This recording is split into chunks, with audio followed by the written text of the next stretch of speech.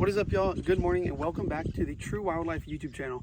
My name is Cameron. We're down here on the Texas coast, and today we're going to be doing a pretty basic style of fishing, a style of fishing that I think 95% of people grew up doing, started out doing, and that is bank fishing with some dead bait.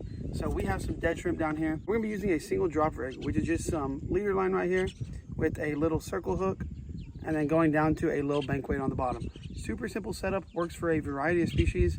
Let's head down there, pick a spot on the bank that looks good, and start fishing.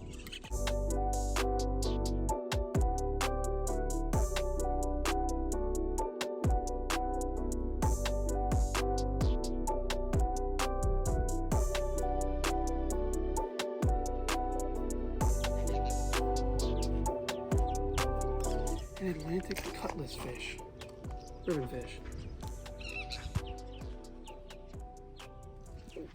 Oh God. Look at the teeth on that thing. Like a vampire. That's just a trash fish right there, not what we want to catch, but perfect bait for taking offshore. There we go, y'all, little speckled trout. Have the other rod on bottom and was just throwing this one around with the lure on it. Y'all check that out. He swallowed it. I think they're hungry. We're gonna hook this guy, get him back, and then we're gonna try again, see if we can catch maybe a bigger one.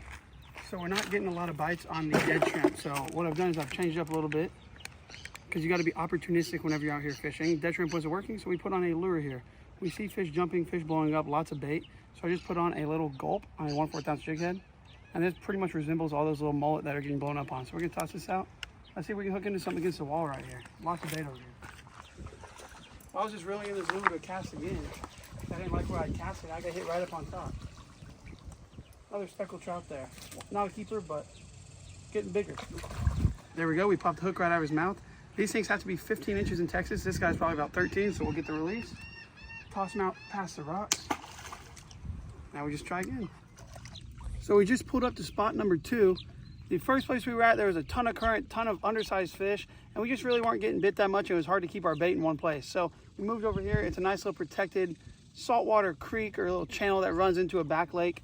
There's usually a good amount of drums, maybe redfish and stuff like that in here. So we're gonna try our luck. Once again, just throwing the dead shrimp on the single drop rig. Toss out and see if we can get bit here. All right, we're on, y'all. We got bit, and I think we have the fish here. It seems super little. What is that? Oh, it's off. Wait, no. Oh, we're hooked up here. Oh, terrible catch, a hardhead catfish. But y'all, we were just sitting here hanging out, and I looked down and there was a big sheep's head right in front of us. If you don't know what a sheep's head is a fish that has human-looking teeth on the front. They're actually really cool. They eat a lot of crustaceans, little hermit crabs, blue crabs, shrimp, stuff like that. And they hang out around a bunch of rocks, which is exactly what we have right here. But yeah, we were just sitting here, one swimmer right in front of us, like 5 feet down there.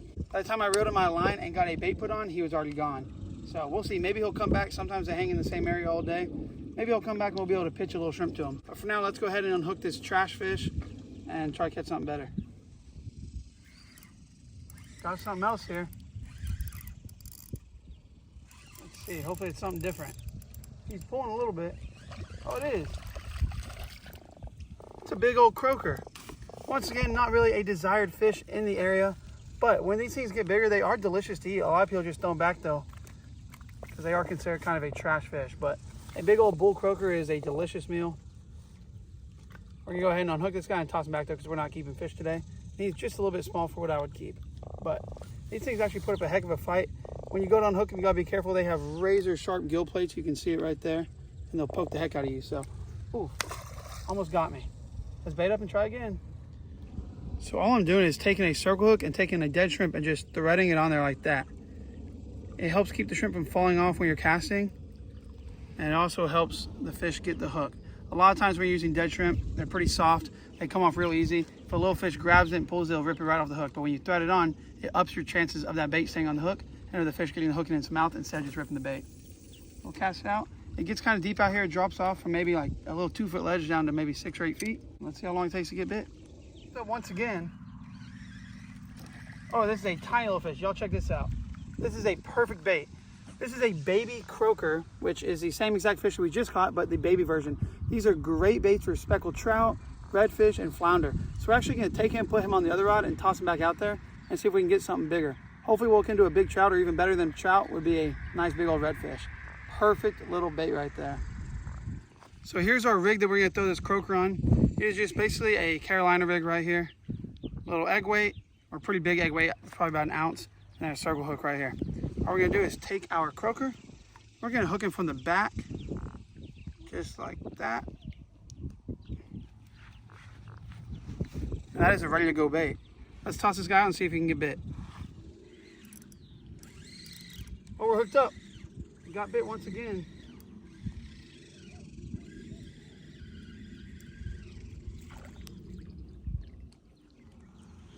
That is the catch of the day, y'all. Another little tiny, probably the smallest hardhead I've seen in quite a while. We're gonna hook this guy. And as y'all can already tell from the video, you pretty much just do the same thing over and over again. Bait up with the shrimp, cast out, and wait and see what you can get lucky and hook into. So far, this makes 2 hardheads and 2 little croakers. Let's let them go. So the fishing is slow. We're not really catching much with those hardheads and croakers, as y'all saw. So we're about to move to spot number 3 of the day. But before we move, we wanted to get some bait to take with us. So right here, I just tied up a sabiki rig. All a sabiki rig is just some leader line with a bunch of little hooks on it. This one right here has 6 little tiny hooks. You can see they're really small. They have little bitty feathers on them to help attract fish. And you can use them without bait. But what I like to do is take some dead shrimp, cut it up into little pieces, and tip it with dead shrimp. You tend to get bit a lot quicker. So let's go ahead and do that, and then we'll try to catch some bait. So I'm just using my scissors to cut out real small. You could pinch the shrimp off, but our shrimp are a little soft today. So if we try to pinch them, they just squish. These are perfect little sizes for the sabiki rig. Let's go ahead and bait up all the hooks, and we'll sling it out. We're just gonna slip the bait on there. As you can see, the hooks, I mean, they're just tiny. They do sell these in different sizes. So if you're going for bigger baits, maybe you're heading offshore, you want to catch some bigger offshore baits, you could buy the heavy duty hooks. These are just a tiny little $2 sabiki rigs you can buy at really any tackle store. I like to buy the cheap ones because they really are almost one-time use.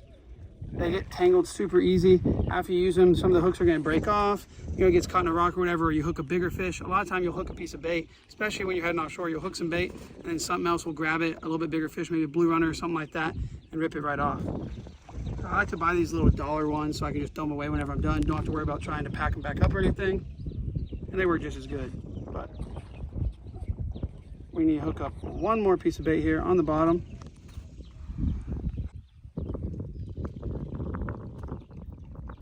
There we go. Now we have all 6 of our hooks hooked up. As you can see, this is already getting tangled. Like I said, these things get tangled super easy. So we're gonna undo this and then we can cast it out.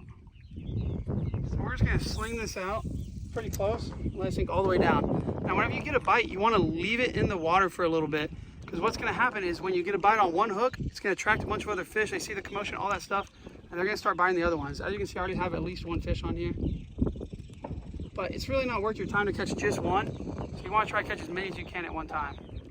I have at least 1. There's 2. I think we might have more than that. Oh, 1 just got off. There we go. See, that's 2 baits right there. Ideally, you'd want to catch 5 or 6 on each one, but that's a start. So we're gonna head throw these in our bucket, and then we're gonna try to catch a few more. Then we'll head to the next spot. Going out with cast number 2 here. Gonna try to get just a few more. I have at least 1 fish on here. We're gonna let it sit, see if the other ones will come up and grab it. I believe I have more than 1 now. That feels pretty heavy. I might have a ton here, y'all. Oh, look at them coming in. I think what it is that the other fish is just bigger. There we go.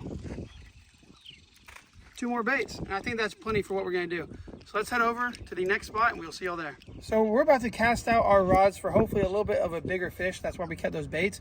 But I wanted to go over what I was using today. So this reel right here is the Piscifun Alloy M, little bait casting reel. And this is an 841 gear ratio, so it's pretty fast. I have this paired up with some 30-pound braid on there. That's why I like to throw on all my bait casters. Not necessarily because of the weight, but because of the diameter of the line. If you throw less than 30 pounds, a lot of times it can backlash more, get tangled, and can slip on the reel whenever you go to set the hook. You just have a lot of problems. This reel is a Piscifun Captain 3000 size spinning reel, saltwater spinning reel, and I have this paired with 20-pound braid, also on just a medium rod right here. So this is like my favorite little combo that I can use for anything. You can catch a decent sized fish on this, some nice redfish, really whatever like that, and we can also use it to catch bait and whatever else. I've taken this offshore, caught some mahi on it, caught a couple little cobia, blue runners, everything like that. So it's really just an all-around good rod. But we're gonna bait both of these up. Y'all saw the rig that we had earlier on this one, just a Carolina rig with the big egg weight. Cast this out with a piece of cut bait. Let me show you how we're cutting the bait. So these are the little bait fish that we just caught, and all we're doing is taking our scissors. If you have a knife, obviously do that. I do not, so I'm taking my Crayola scissors. Just cut them like that. That's a good bait for a red drum or probably a gaff top out here. A lot of trash fish. Not that gaff top are necessarily a trash fish. They are good to eat. Just a lot of people don't like messing with them because they're covered in slime and they have some toxins in their fins if they poke you. But we'll hook this up right through the hard part of the nose, right in front of the eyes, just like that, and sling it out, and that's ready to go. So before we cast this out, I actually forgot to tell you guys where we are. So this is spot number 3 that we pulled up to, and this is a place called the Texas City Dike. The Texas City Dike is actually the longest man-made pier in the world. This is a 5-mile long fishing pier, essentially. It's obviously it's not made out of wood like a normal fishing pier. It has a whole road that goes all the way down to the end of it, big jetty rocks all around it, a bunch of boat ramps, cleaning stations, all different stuff like that. It's really just a great place for sportsmen and fishermen to come out and have a good time, catch a bunch of fish, and recreate. So with that being said, let's see if we can catch something off of the dike. We lost our bait there. So it has been about an hour, guys. We've been out here just waiting for a bite. Just reeled that in, there's no bait, so I guess you can't get bit if there's no bait. But we never saw anything pick up anyways. With that being said, it's starting to sprinkle a little bit. The wind's picking up. It looks like there's a pretty bad storm coming from offshore that way. And I think we're gonna go ahead and head home. As always, guys, if you wanna check out the reels I was using today, this right here is the PC Fun Captain 3000 size spinning reel. And this is the PC Fun Alloy M bait caster. 2 very nice and affordable reels, so I definitely recommend checking them out. I've been using them for quite a while now, and they're holding up really good. With that being said, I hope you all enjoyed watching the video. We caught a few little trout, nothing that we could keep, but that's all right. It's always fun playing catch and release. And then, of course, we caught that really cool ribbon fish, which is one of my favorite looking fish.